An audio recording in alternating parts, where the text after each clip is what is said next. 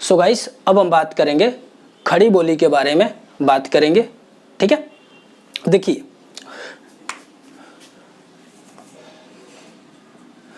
खड़ी बोली किस अपभ्रंश से विकसित है? खड़ी बोली सौरसेनी अपभ्रंश से विकसित है। खड़ी बोली सौरसेनी अपभ्रंश से विकसित है।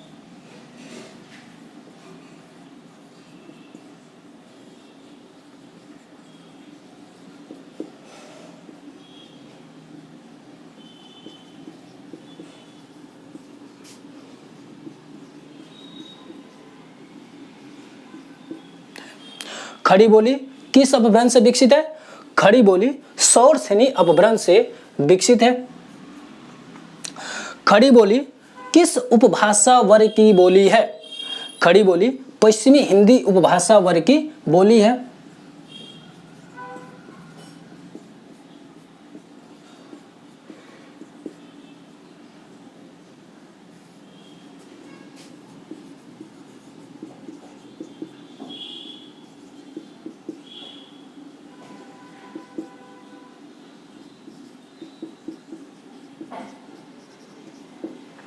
खड़ी बोली किस उपभाषा वर्ग की बोली है? खड़ी बोली पश्चिमी हिंदी उपभाषा वर्ग की बोली है। खड़ी बोली किसकी एक बोली है? खड़ी बोली किसकी एक बोली है? खड़ी बोली पश्चिमी हिंदी की एक बोली है। खड़ी बोली किसकी एक बोली है? खड़ी बोली पश्चिमी हिंदी की एक बोली है।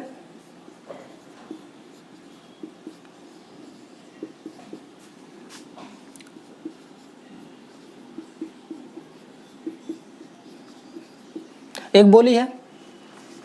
देखिए खड़ी बोली का प्रयोग दो अर्थों में होता है। खड़ी बोली का प्रयोग दो अर्थों में होता है। खड़ी बोली का प्रयोग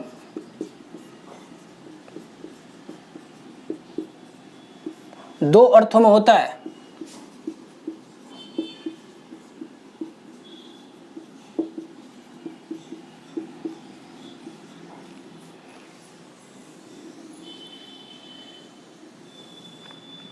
पहला है मानक हिंदी के रूप में।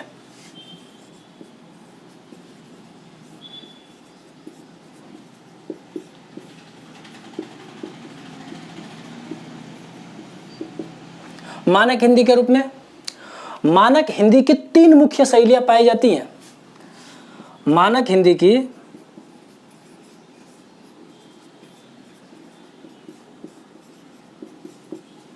तीन मुख्य शैलियां पाई जाती हैं।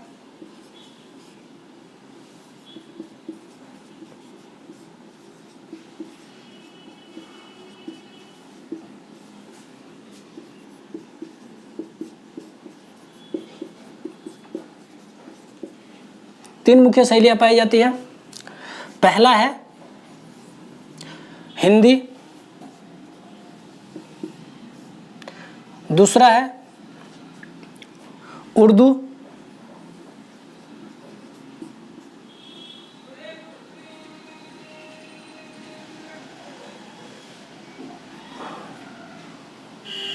और तीसरा है हिंदुस्तानी।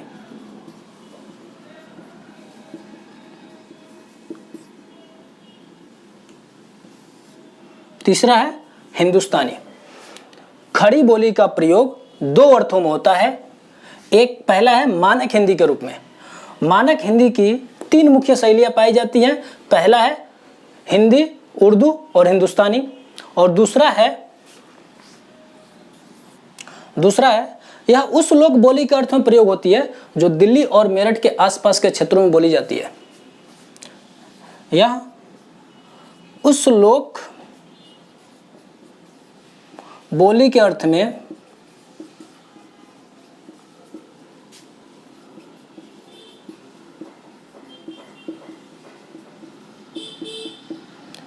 प्रयोग होती है। देखिए दूसरा है यह उस लोक बोली के अर्थ में प्रयोग होती है जो दिल्ली और मेरठ के आसपास के क्षेत्रों में बोली जाती है।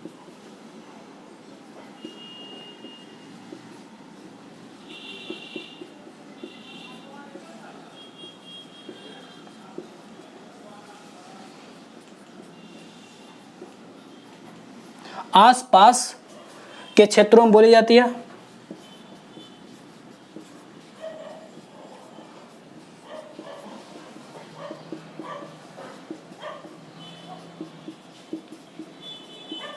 बोली जाती है।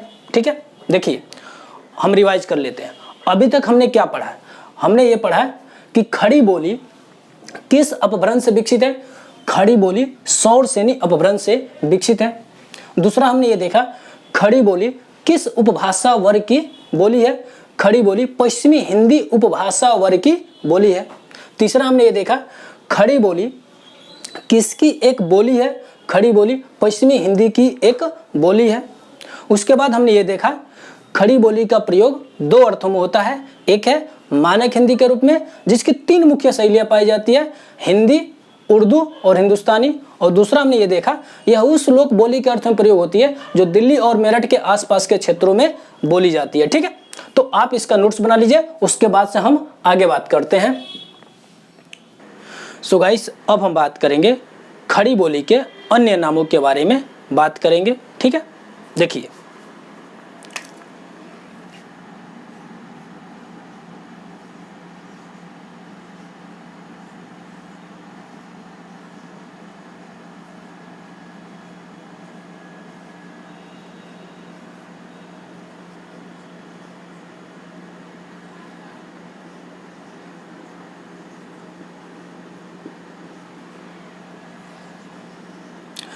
खड़ी बोली के अन्य नामों के बारे में बात करेंगे। खड़ी बोली के अन्य नामों का मतलब क्या है? इसका मतलब है कि खड़ी बोली को हम अलग अलग नामों से भी जानते हैं, उसी के बारे में हम बात करेंगे। ठीक है, देखिए खड़ी बोली को हिंदुस्तानी,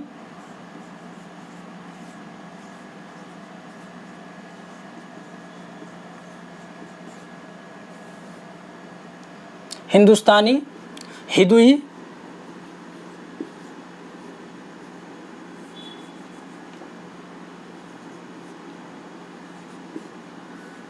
हिदवी,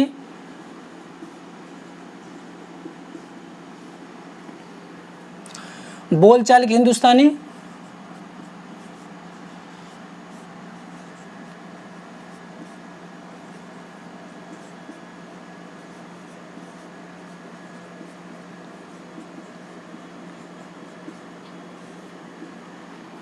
दक्षिणी हिंदी,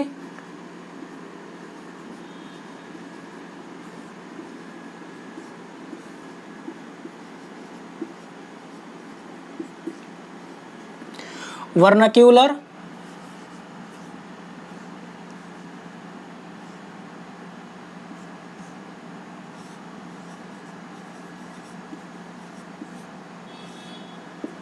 सरहिंदी,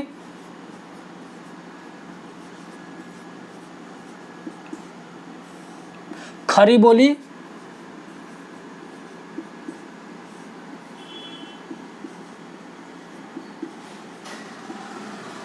डिंगल,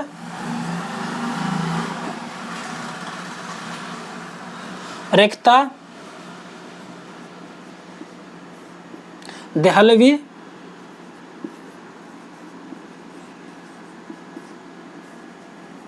नागरी, ग्रामीण खड़ी बोली,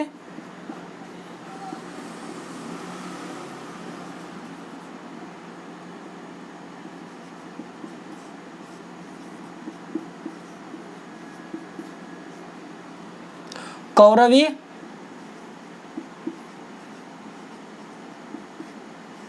आदि। ठीक है, देखिए ये जो जितना मैं नाम बताया हूं ये सभी नाम क्या है?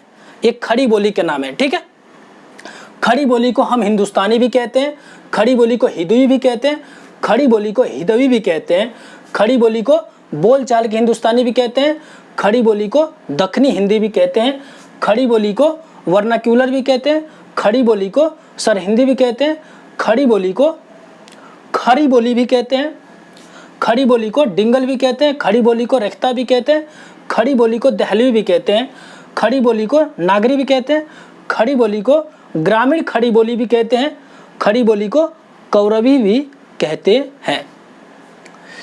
देखिए खड़ी बोली का केंद्र कहाँ पर पाया जाता है? क्वेश्चन कई बार एग्जाम में बना हुआ है कि खड़ी बोली का केंद्र कहाँ पर है। तो खड़ी बोली का केंद्र है दिल्ली और मेरठ के आसपास के क्षेत्रों में। खड़ी बोली का केंद्र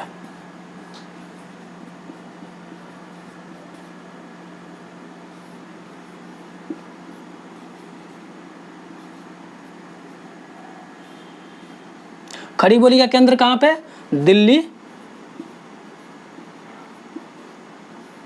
एवं मेरठ के आसपास के क्षेत्रों में।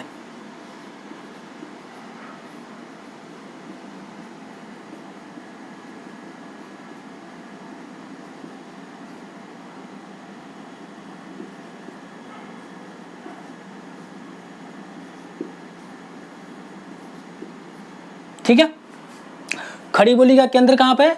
खड़ी बोली का केंद्र है दिल्ली और मेरठ के आसपास के क्षेत्रों में है।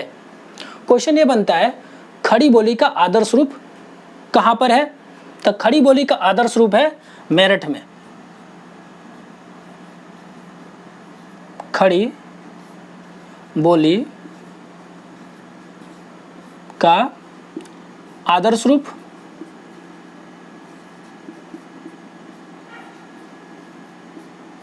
कहां पर है? मेरठ में है।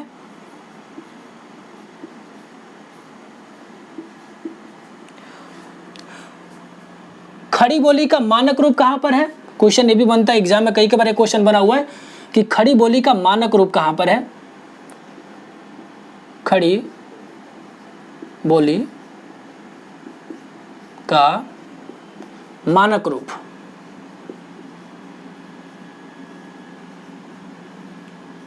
खड़ी बोली का मानक रूप कहां पे है? तो खड़ी बोली का मानक रूप भी मेरठ में है। खड़ी बोली का मानक रूप कहां पर है? मेरठ में है। ठीक है, ये ध्यान रखिएगा। तो आप इसका नोट्स बना लीजिए, उसके बाद हम खड़ी बोली के बारे में और आगे बात करते हैं। ठीक है, अब इसका नोट्स बना लीजिए। सो गाइस, अब हम बात करेंगे खड़ी बोली के क्षेत्र के बारे में बात करेंगे। ठीक है, देखिए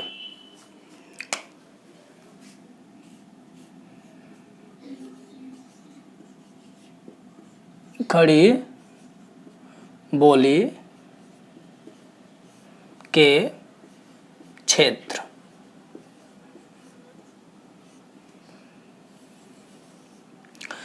खड़ी बोली के क्षेत्र के बारे में बात करेंगे। देखिए, खड़ी बोली के क्षेत्र का मतलब क्या होता है?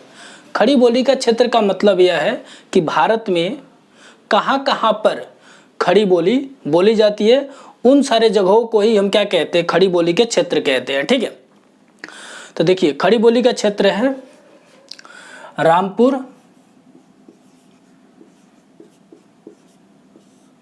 मुरादाबाद,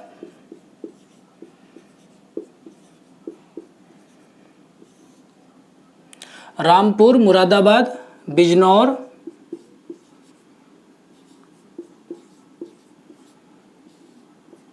मेरठ, देहरादून का मैदानी भाग,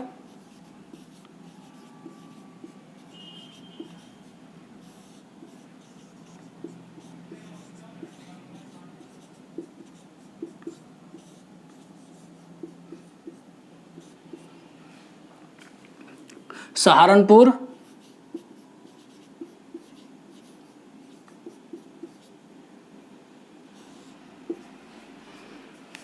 दिल्ली,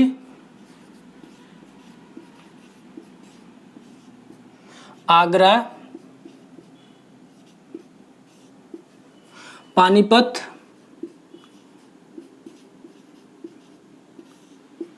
अंबाला,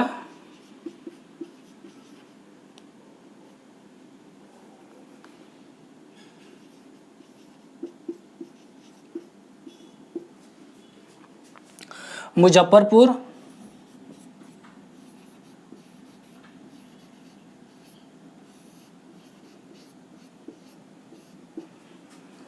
गौतम बुद्ध नगर,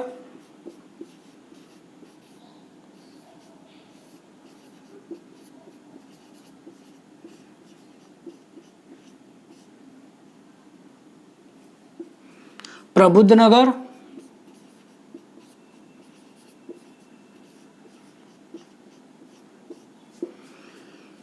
पंचशील नगर,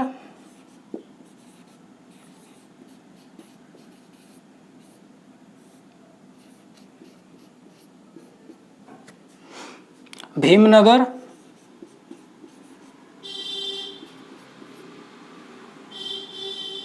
बागपत, गाजियाबाद,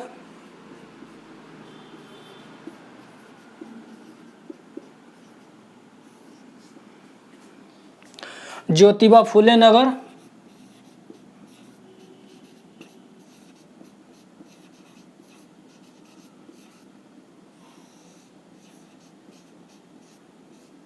हापुड़, शामली,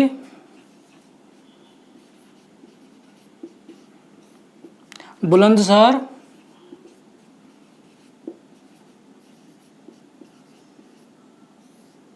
आदि। देखिए इन सारे जगहों पर खड़ी बोली बोली जाती है। ठीक है, ये सभी क्या है, खड़ी बोली के क्षेत्र हैं। एक क्वेश्चन ये बनता है कि खड़ी बोली का मूल नाम क्या है। कई बार एग्जाम में बना हुआ है कि खड़ी बोली का मूल नाम क्या है। ठीक है, तो इस तरह क्वेश्चन एग्जाम में कई बार बना हुआ है। तो देखिए खड़ी बोली का मूल नाम क्या है। खड़ी बोली के मूल नाम,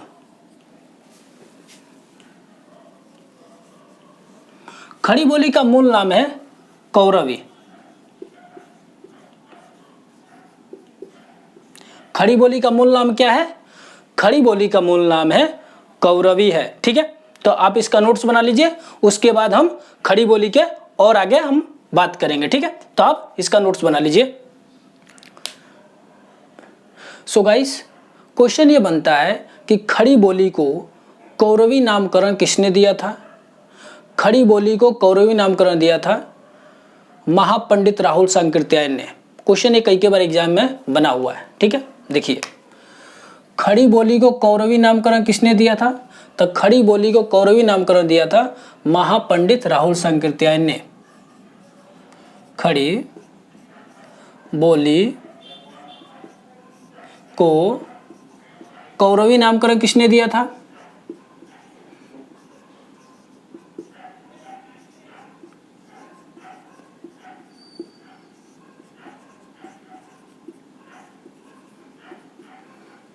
कौन दिया था, महापंडित राहुल सांकृत्यायन ने।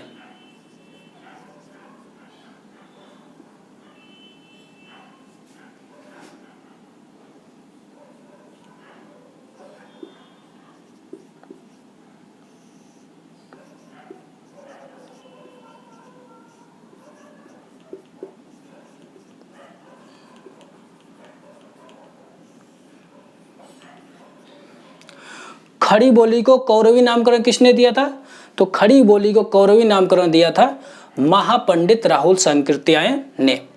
क्वेश्चन ये बनता है खड़ी बोली शब्द का सर्वप्रथम प्रयोग किसने किया था। खड़ी बोली शब्द का सर्वप्रथम प्रयोग किया था लल्लू लाल ने किया था। ठीक है, खड़ी बोली शब्द का सर्वप्रथम प्रयोग किसने किया था, खड़ी बोली शब्द का सर्वप्रथम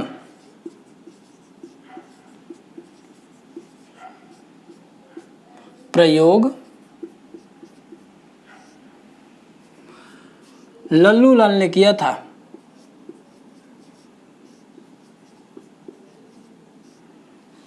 लल्लू लाल ने किया था, किसमें किया था, प्रेम सागर में किया था।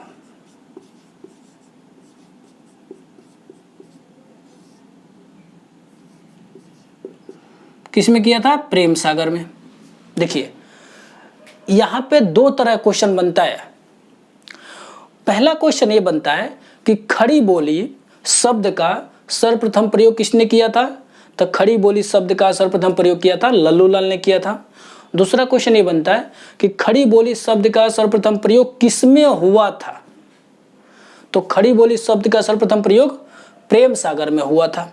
ठीक है, चलिए आगे बात करते हैं। खड़ी का अर्थ गंवारों किसने बताया? खड़ी का अर्थ गंवारों किसने बताया? तो अब्दुल हक ने। खड़ी का अर्थ गंवारों किसने बताया?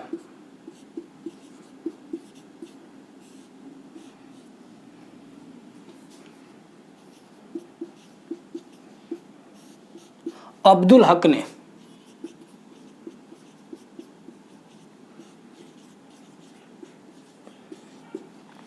ठीक है, क्वेश्चन ये बनता है खड़ी का अर्थ कर्कश किसने बताया? तो खड़ी का अर्थ कर्कश बताया है कामता प्रसाद गुरु ने। खड़ी का अर्थ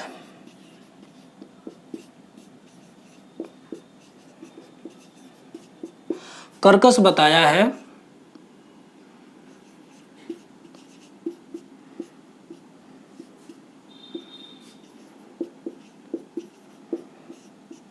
कामता प्रसाद गुरु ने।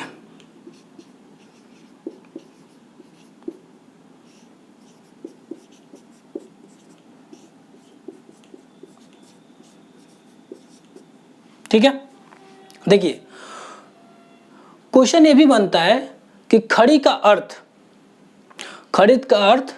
परिष्कृत और सुसंस्कृत किसने माना है? खड़ी का अर्थ परिष्कृत और सुसंस्कृत किसने माना है?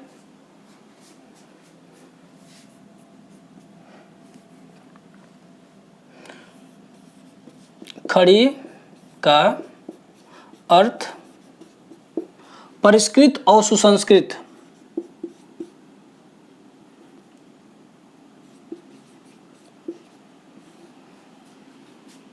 एवं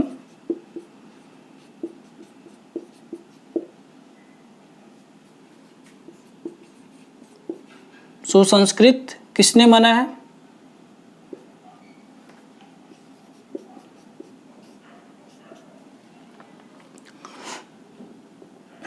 तो ग्राहम बेली ने।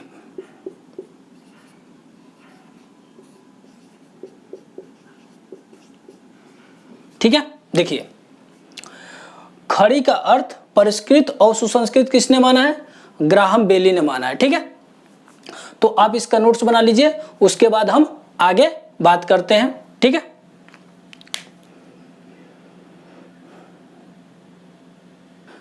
देखिए क्वेश्चन ये भी बनता है खड़ी का अर्थ मानक या परिनिष्ठित किसने माना है? तो खड़ी का अर्थ मानक या परिनिष्ठित माना है फोर्ट विलियम कॉलेज के प्राचार्य सर जॉन गिलक्राइस्ट ने। देखिए क्वेश्चन ये बनता है खड़ी का अर्थ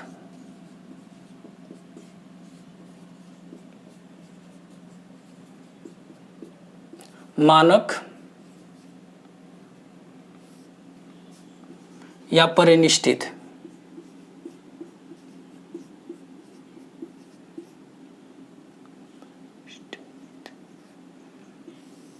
खड़ी का अर्थ मानक या परिनिष्ठित किसने माना है?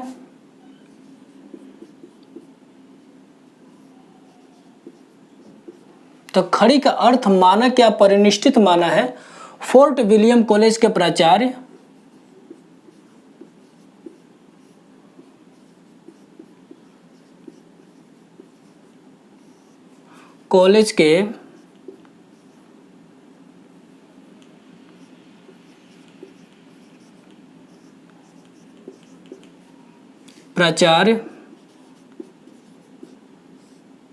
Sir John Gilchrist.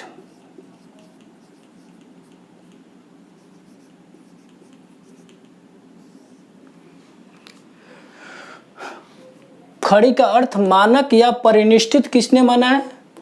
तो फोर्ट विलियम कॉलेज के प्राचार्य सर जॉन गिलक्राइस्ट ने खड़ी का अर्थ मानक या परिनिष्ठित माना है।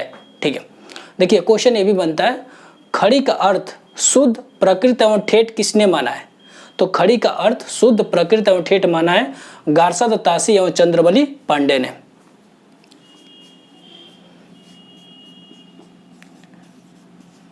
खड़ी का अर्थ शुद्ध प्रकृत एवं ठेठ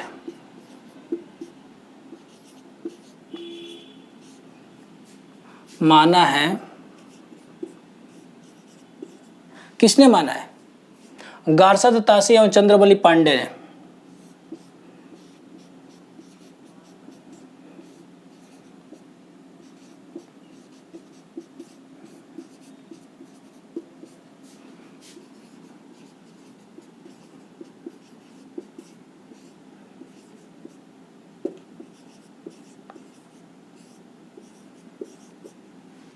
देखिए, खड़ी का अर्थ शुद्ध प्रकृत एवं ठेठ किसने माना है? तो खड़ी का अर्थ शुद्ध एवं प्रकृत एवं ठेठ किसने माना है? गारसाद तासी एवं चंद्रबली पांडे ने माना है। ठीक है, तो आप इसका नोट्स बना लीजिए, उसके बाद हम आगे बात करते हैं। ठीक है,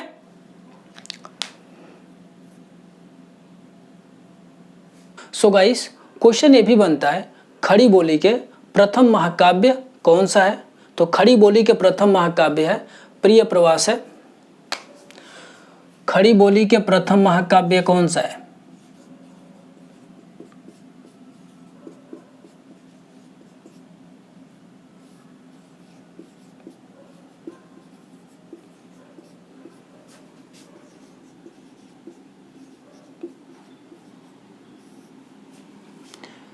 खड़ी बोली के प्रथम महाकाव्य कौन सा है? तो खड़ी बोली के प्रथम महाकाव्य है प्रिय प्रवास।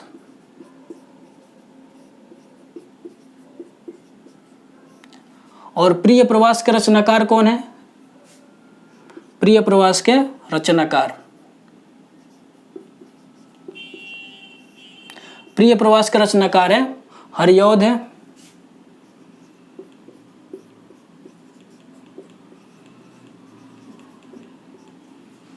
देखिए, इस पे क्वेश्चंस कई बार एग्जाम में बना हुआ, बहुत इंपॉर्टेंट है। एग्जाम में कई बार क्वेश्चन बना हुआ। इससे क्वेश्चन ये बन जाता है, क्वेश्चन ये पूछा जाता है खड़ी बोली के प्रथम महाकाव्य कौन सा है? तो खड़ी बोली के प्रथम महाकाव्य है प्रिय प्रवास। पहला क्वेश्चन ये बनता है।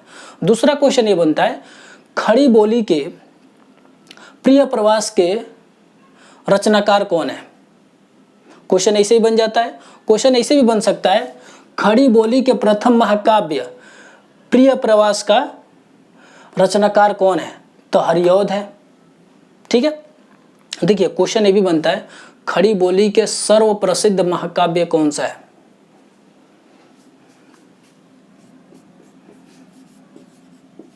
खड़ी बोली के सर्वप्रसिद्ध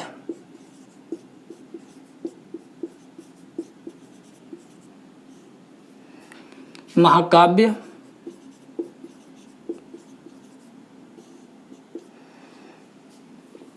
कौन सा है? कामायनी है। कौन सा है? कामायनी। कामायनी का रचनाकार कौन है? कामायनी का रचनाकार है जयशंकर प्रसाद।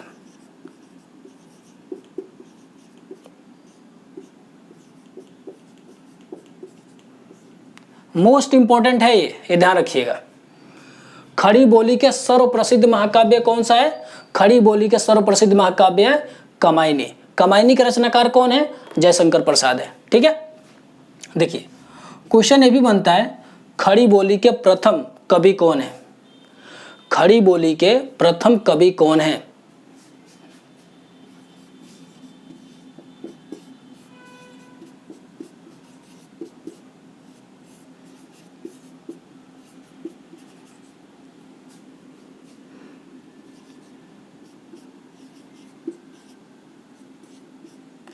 खड़ी बोली के प्रथम कवि हैं अमीर खुसरो।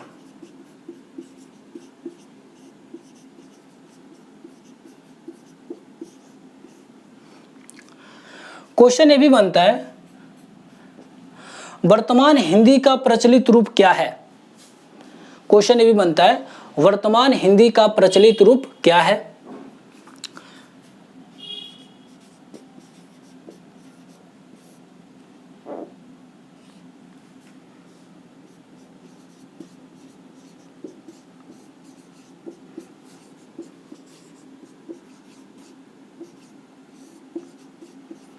वर्तमान हिंदी का प्रचलित रूप क्या है?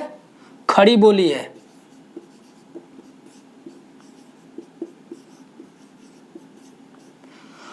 खड़ी बोली की आदिजन्य कौन है? संस्कृत है।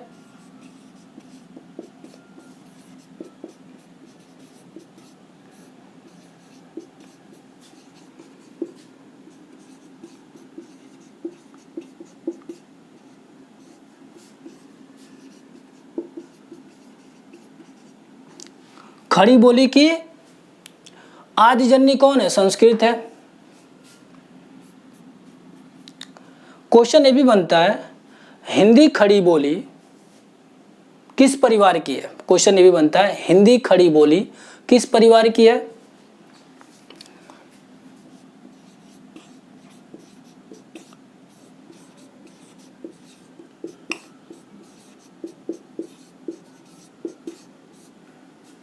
हिंदी खड़ी बोली किस परिवार की है?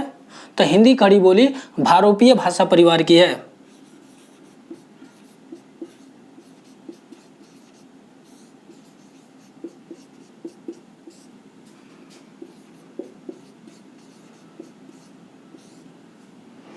ठीक है, तो आप इसका नोट्स बना लीजिए, उसके बाद से हम आगे बात करते हैं। ठीक है, अब इसका नोट्स बना लीजिए। सो गाइस, अब हम बात करेंगे खड़ी बोली के विशेषताएं कौन कौन सी हैं, उनके बारे में बात करेंगे। देखिए, खड़ी बोली की जो पहली विशेषता है, खड़ी बोली में कई शब्दों के आदि अक्षर में स्वर लोप होता है। खड़ी बोली में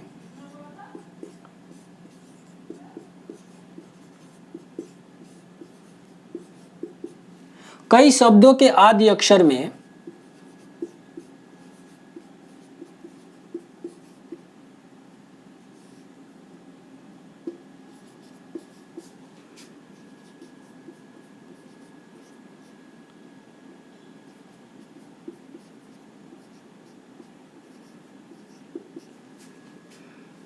स्वर लोप होता है।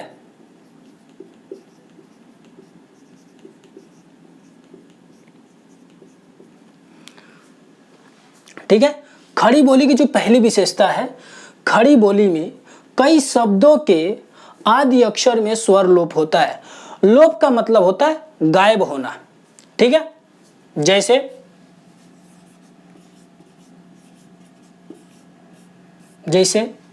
हम लिखते हैं अंगूठा। देखिए, सामान्य तौर पर हम क्या बोलते हैं? अंगूठा बोलते हैं, लेकिन खड़ी बोली में क्या होता है? यह गूठा हो जाता है।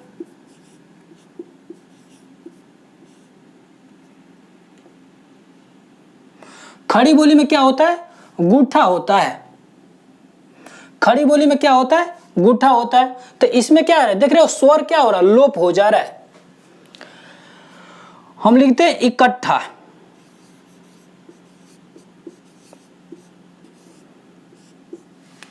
हम लिखते हैं, नॉर्मली हम बोलते हैं इकट्ठा, लेकिन खड़ी बोली में क्या होता है? इकट्ठा होता है।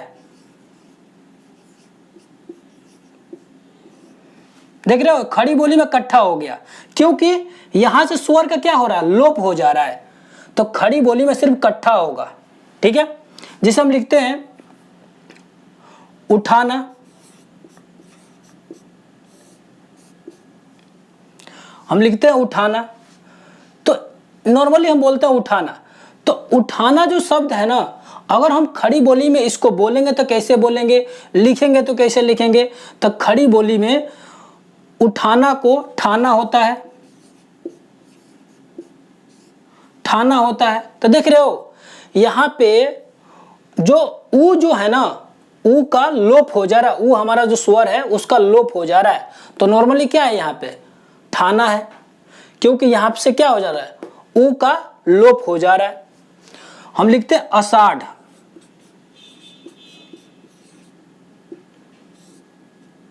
आषाढ़ लिखते हैं। खड़ी बोली में साठ हो जाएगा,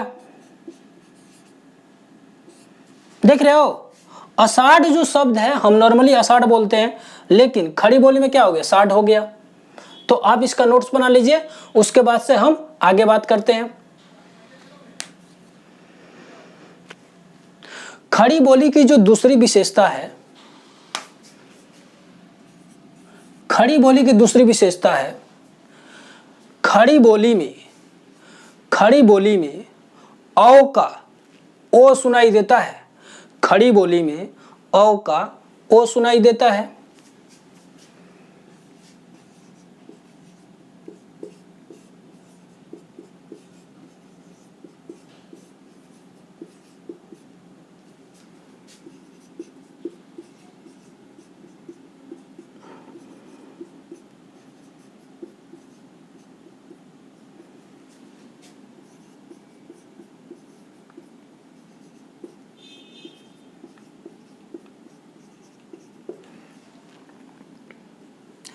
खड़ी बोली में औ का ओ सुनाई देता है।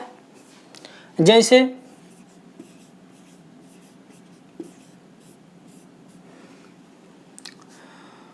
हम लिखते हैं औरत, नॉर्मली हम क्या बोलते हैं, औरत बोलते हैं।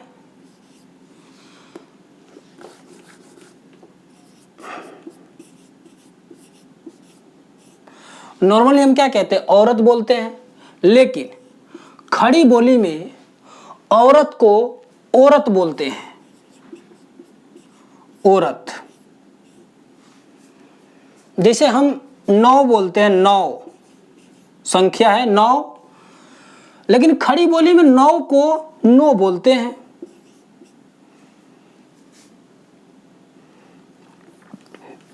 जैसे और, हम और बोलते हैं नॉर्मली, लेकिन खड़ी बोली में क्या होता है, ये होर हो जाता है, होर बोलते हैं इसको, देख रहे हो। तो आप इसका नोट्स बना लीजिए, उसके बाद से हम आगे बात करते हैं। खड़ी बोली की तीसरी विशेषता है, खड़ी बोली में अड़ा के स्थान पे ड सुनाई देता है।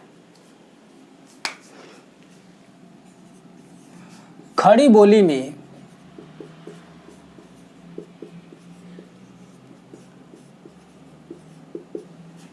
अड़ा के स्थान पे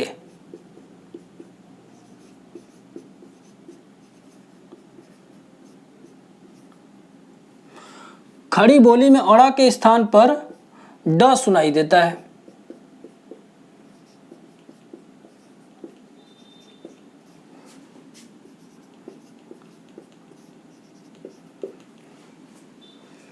जैसे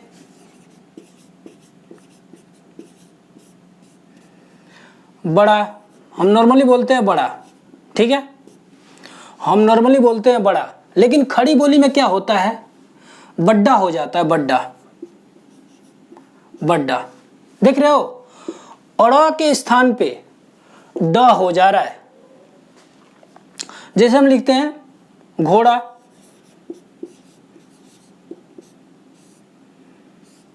लेकिन खड़ी बोली में क्या होता है, घोड़ा का घोड्डा होता है, घोड्डा, घोड्डा, देख रहे हो। जैसे हम लिखते हैं कपड़ा, कपड़ा, खड़ी बोली में कपड़ा को कपड़ा बोलते हैं।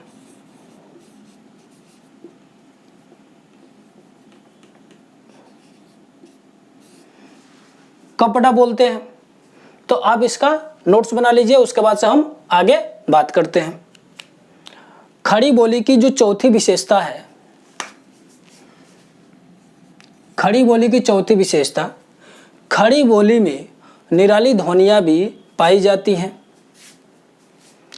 खड़ी बोली में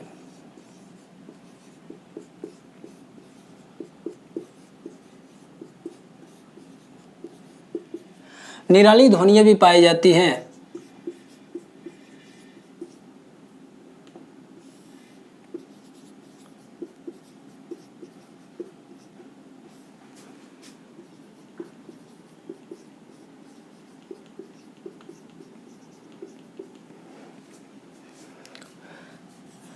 म, न, र, ल, व निराली ध्वनियाँ हैं।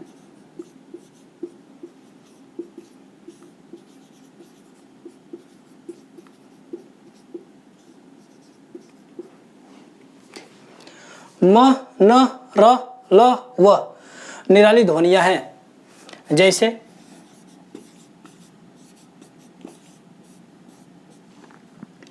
हमारा, हम सामान्य तौर पे क्या बोलते हैं? हमारा बोलते हैं, लेकिन खड़ी बोली में इसे कैसे बोलते हैं? म्हारा। देख रहे हो, हम नॉर्मली बोलते हैं हमारा, लेकिन खड़ी बोली में क्या होता है? म्हारा हो गया। नहाना, सामान्य तौर पर हम बोलते हैं क्या? नहाना, लेकिन खड़ी बोली में क्या हो जाता है? नहाना। देख रहे हो, आधा न हो गया, नहाना। लाश, सामान्य तौर पर हम क्या बोलते हैं? लाश बोलते हैं, लेकिन खड़ी बोली में क्या होता है? लहास हो जाता है। देख रहे हो, नॉर्मली हम क्या बोलते हैं? लाश बोलते हैं, लेकिन खड़ी बोली में क्या होता है? लहास हो जाता है। लहर, हम सामान्य तौर पर क्या बोलते हैं? लहर बोलते हैं, लेकिन खड़ी बोली में क्या हो जाता है? लहर।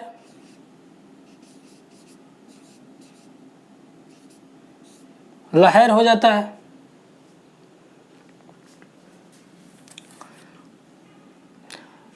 वहां, हम सामान्य तौर पर क्या बोलते हैं? वहां बोलते हैं, लेकिन खड़ी बोली में क्या हो जाता है? वहां हो जाता है। आधा व और हा हो जाता है। देख रहे हो, वहां। तो आप इसका नोट्स बना लीजिए, उसके बाद से हम आगे बात करते हैं। खड़ी बोली की पांचवी विशेषता है, खड़ी बोली में द्वित्व व्यंजनों का प्रयोग प्रचुरता से होता है। खड़ी बोली में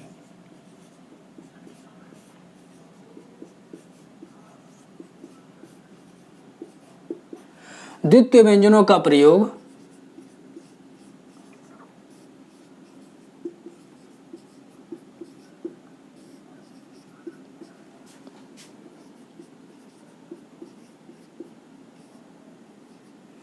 प्रचुरता से होता है।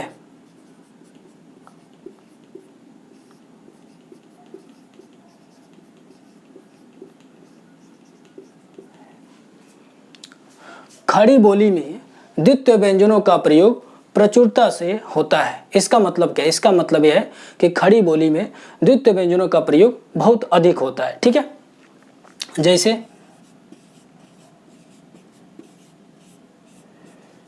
बेटा, हम नॉर्मली बोलते हैं बेटा, लेकिन खड़ी बोली में क्या हो जाएगा? बेटा हो जाएगा।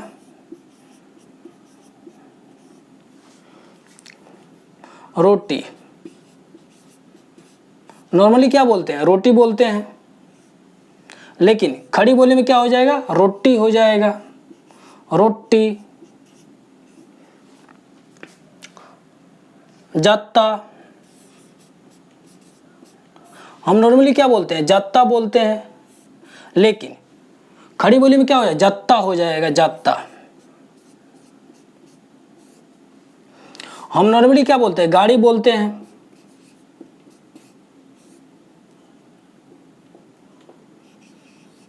गाड़ी बोलते हैं, लेकिन खड़ी बोली में क्या हो जाएगा? गाड़ी हो जाएगा।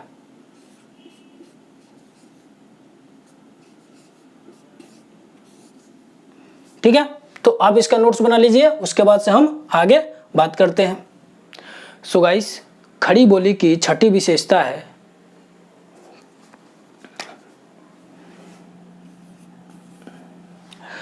खड़ी बोली की छठी विशेषता है, खड़ी बोली में ह्रस्व स्वर शब्द के अंत में नहीं आता है।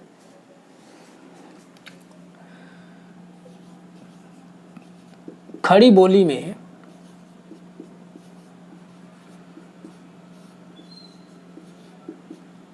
ह्रस्व स्वर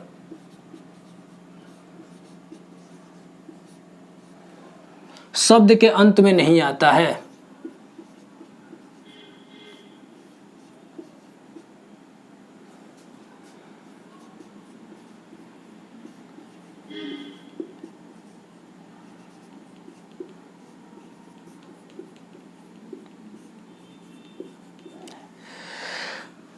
खड़ी बोली की जो छठी विशेषता है, खड़ी बोली में ह्रस्व स्वर शब्द के अंत में नहीं आता है। ह्रस्व स्वर का मतलब क्या है?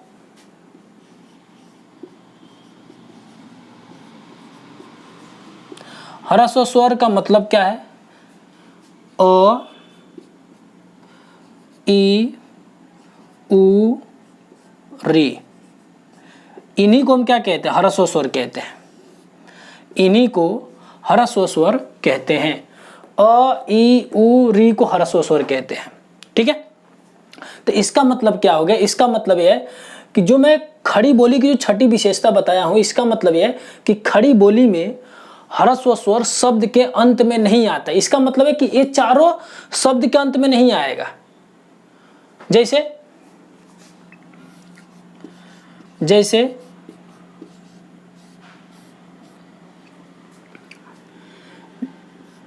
निधि,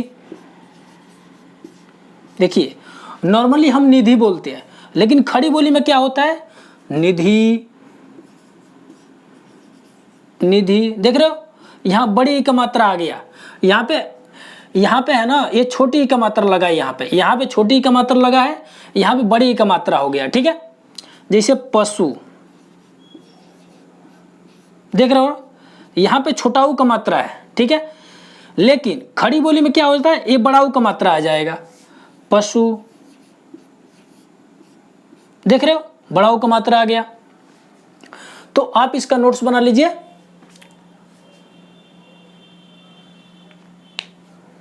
खड़ी बोली की सातवीं विशेषता है, खड़ी बोली में मानक हिंदी के न और भ के स्थान पर क्रमशः अड़ और ब का प्रयोग होता है।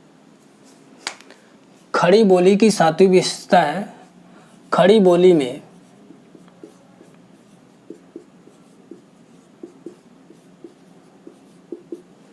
मानक हिंदी के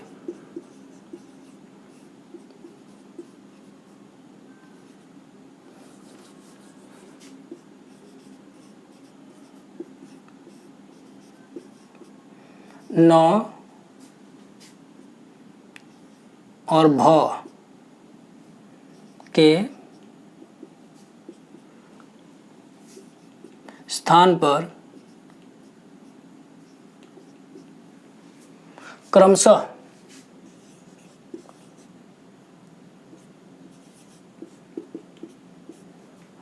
अड़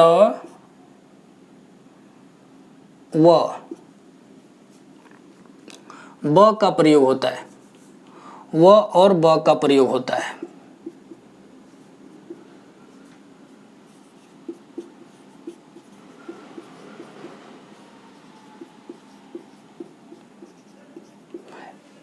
देखिए, खड़ी बोली की जो सातवीं विशेषता है, खड़ी बोली में मानक हिंदी के न और भ के स्थान पर क्रमशः अड़ और ब का प्रयोग होता है। देखिए, इसे कहने का मतलब है न के स्थान पर क्या होगा? न के स्थान पे अड़ का प्रयोग होगा और भ के स्थान पे ब का प्रयोग होगा। जैसे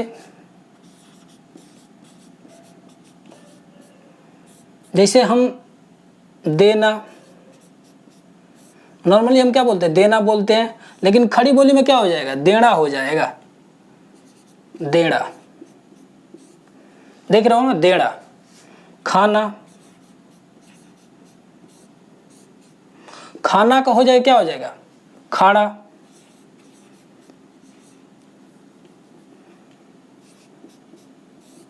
खाड़ा हो जाएगा। कभी, कभी का क्या हो जाएगा खड़ी बोली में? कभी हो जाएगा, कभी। सभी, सभी का क्या हो जाएगा? सभी हो जाएगा, सभी। ठीक है, तो आप इसका नोट्स बना लीजिए, उसके बाद से हम आगे बात करते हैं। सो गाइस, खड़ी बोली की 8वीं विशेषता है, खड़ी बोली आकारांत प्रधान है। इसमें अधिकांशतः आकारांत शब्दों का प्रयोग मिलता है। खड़ी बोली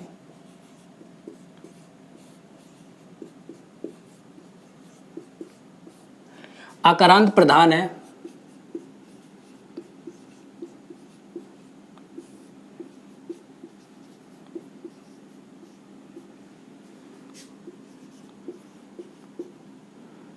इसमें अधिकांशतः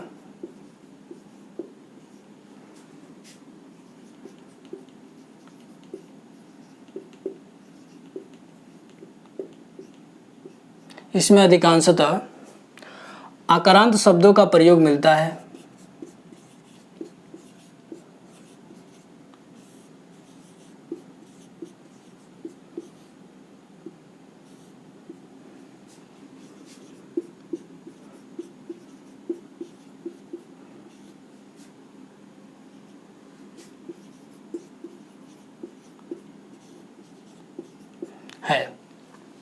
ठीक है, खड़ी बोली की 8वीं विशेषता है, खड़ी बोली आकारांत प्रधान है। इसमें अधिकांशतः आकारांत शब्दों का प्रयोग मिलता है। आकारांत का मतलब क्या होता है? आकारांत, देखिए, आकारांत का मतलब होता है वह शब्द जिसके अंत में आ स्वर हो, उसे हम क्या कहते हैं? आकारांत कहते हैं। वह शब्द जिसके अंत में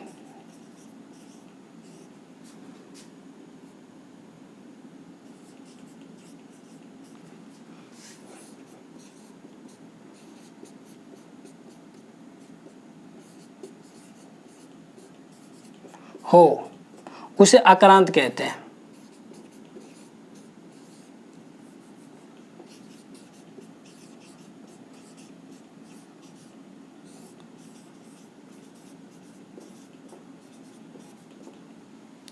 ठीक है, तो देखिए, तो खड़ी बोली की 8वीं विशेषता है, खड़ी बोली आकारांत प्रधान है। इसमें अधिकांशतः आकारांत शब्दों का प्रयोग मिलता है। जैसे क्रिया, देखिए इसमें आ स्वर लास्ट में आ गया है, आ स्वर आ गया है। देना, देख रहे हो इसमें आ स्वर लास्ट में आ गया है। जाना, देख रहे हो इसमें आ स्वर लास्ट में आ गया है। खाना, देख रहे हो इसमें आ स्वर लास्ट में आ गया है। तो आप इसका नोट्स बना लीजिए। सो गाइस, आज हम खड़ी बोली बढ़िया तरह से कंप्लीट कर लिए। ठीक है, तो आप इसका नोट्स बना लीजिए।